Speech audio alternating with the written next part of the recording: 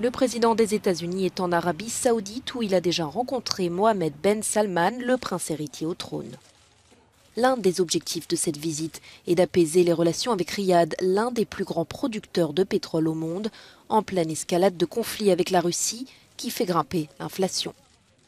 Mais après avoir déclaré durant sa campagne qu'il traiterait le royaume saoudien comme un paria, suite à l'assassinat du journaliste saoudien critique du pouvoir Jamal Khashoggi en 2018, Joe Biden était attendu au tournant. Il m'a dit, en substance, qu'il n'était pas personnellement responsable de cet assassinat. Je lui ai indiqué que je pensais qu'il l'était. Il a dit qu'il n'était pas personnellement responsable et qu'il avait pris des mesures contre ceux qui l'étaient. Et puis j'ai poursuivi en expliquant que je percevais ses méthodes envers toute opposition aux critiques de l'administration saoudienne dans d'autres pays comme une violation des droits de l'homme.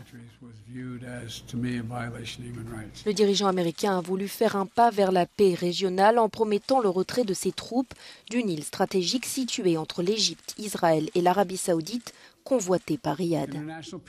Les forces internationales de maintien de la paix dont les troupes américaines vont quitter l'île de Tiran en mer Rouge où elles se trouvent depuis les accords de Camp David il y a plus de 40 ans.